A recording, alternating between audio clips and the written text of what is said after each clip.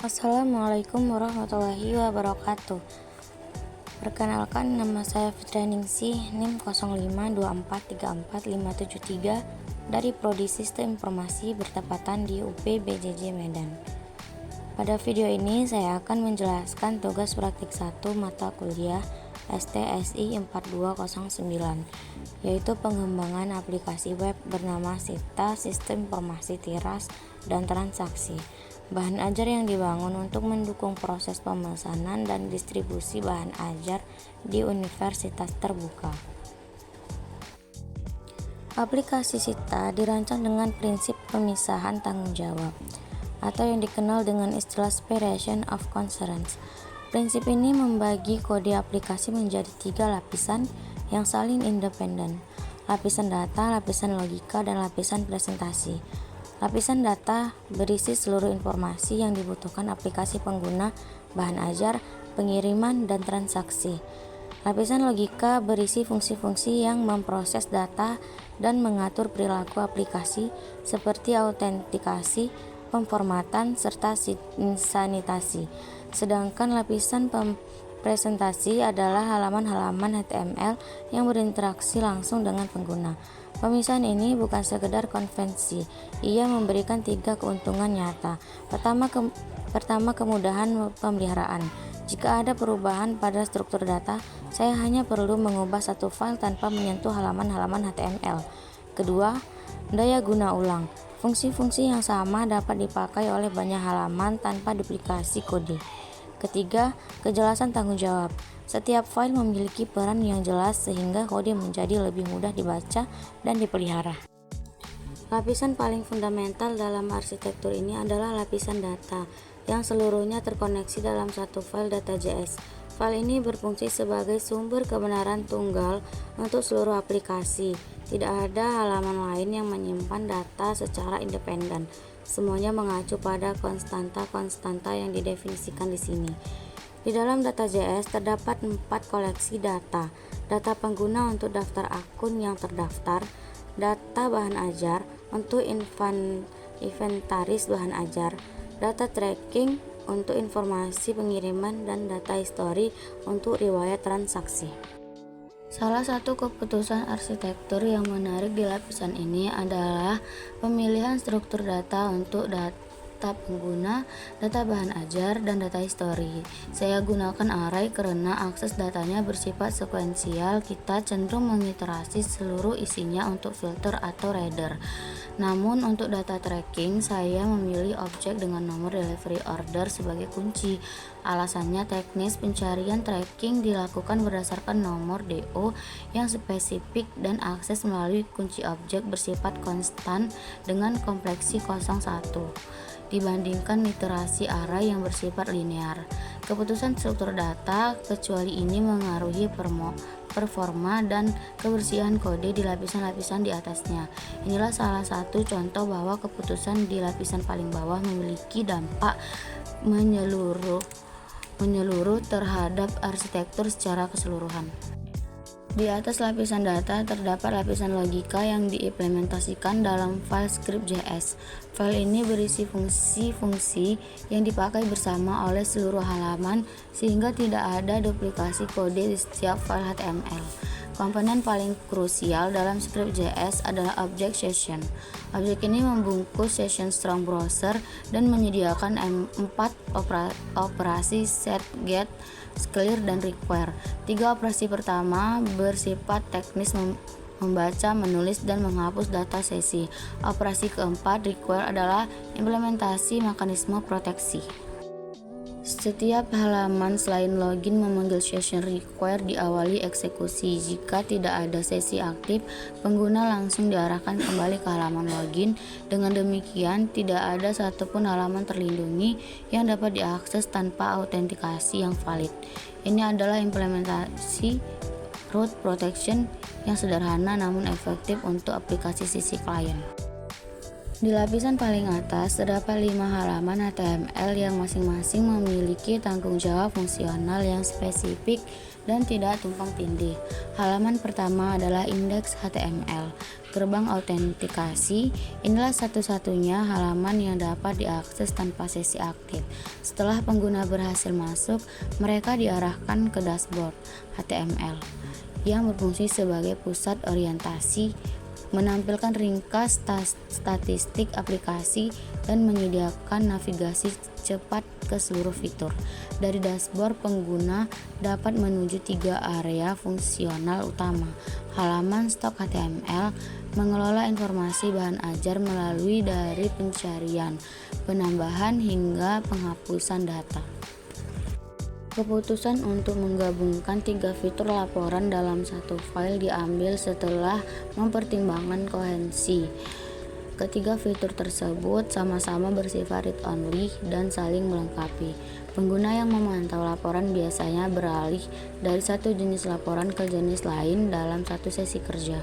Yang menarik dari arsitektur ini adalah seluruh halaman menggunakan satu file CSS yang sama dan memuat 2 file JavaScript yang sama. Artinya konsistensi visual dan konsistensi perilaku terjaga secara struktural, tidak bergantung pada disiplin penulis kode untuk menyalin gaya dari satu halaman ke halaman lain. Jika saya mengubah definisi tombol primer di style CSS, tombol di seluruh aplikasi langsung berubah. Inilah kekuatan arsitektur yang terpusat. Salah satu karakteristik utama aplikasi ini adalah seluruh interaksi dilakukan tanpa reload halaman. Pendekatan ini diimplementasikan melalui 4 pola manipulasi DOM yang konsisten di seluruh aplikasi. Pola pertama adalah render dinamis. Tabel-tabel dalam aplikasi baik tabel stok, recap maupun history tidak ditulis manual di HTML. Sebaliknya JavaScript membaca array data, mentransformasinya menggunakan metode map dan template literal, kemudian memasukkan hasilnya ke inner HTML elemen target. Pendekatan ini memastikan bahwa tampilan seluruh sinkron dengan data. Pola kedua adalah filter dan pencarian secara real time. Setiap kali pengguna mengetik di kolom pencarian atau mengubah drop-down filter, fungsi filter dipanggil, mengembalikan subset data yang cocok, lalu memicu render ulang. Tidak ada permintaan ke server, tidak ada penundaan jaringan, seluruhnya terjadi di memori browser secara instan. Pola ketiga adalah modal sebagai pengganti perpindahan halaman. Untuk aksi-aksi seperti lupa password, daftar akun, atau konfirmasi penghapusan, saya menggunakan overlay modal yang ditampilkan dengan menambahkan kelas CSS. Pendekatan ini menjaga konteks pengguna, mereka tidak kehilangan posisi atau data yang sudah dimasukkan sebelumnya. Pola keempat adalah mutasi set in memory. Saat pengguna menambah atau menghapus data array, dimodifikasi langsung melalui metode unsave atau splice. Kemudian fungsi render dipanggil ulang untuk menyinkronkan tampilan. Aspek penting berikutnya dari arsitektur ini adalah validasi, keamanan, dan pengalaman pengguna. Meskipun aplikasi ini berskala demonstrasi akademik, saya tetap menerapkan praktik-praktik standar industri. Pada halaman login, validasi dilakukan dalam 2 lapis. Lapis pertama adalah validasi format input email dicocokkan dengan ekspresi reguler dan file password dipastikan tidak kosong. Lapisan kedua adalah validasi data. Jika format benar, sistem mencari kecocokan email dan password di data pengguna. Pemisahan 2 lapis ini penting karena memberi pesan kesalahan yang lebih informatif kepada pengguna. Dari sisi pengalaman pengguna, saya menerapkan beberapa keputusan sengaja. Operasi disruptif seperti penghapusan data selalu didahului oleh modal konfirmasi. Pesan kesalahan ditampilkan secara inline di dalam halaman, bukan menggunakan dialog alert bawaan browser yang tampilannya tidak konsisten dengan desain aplikasi.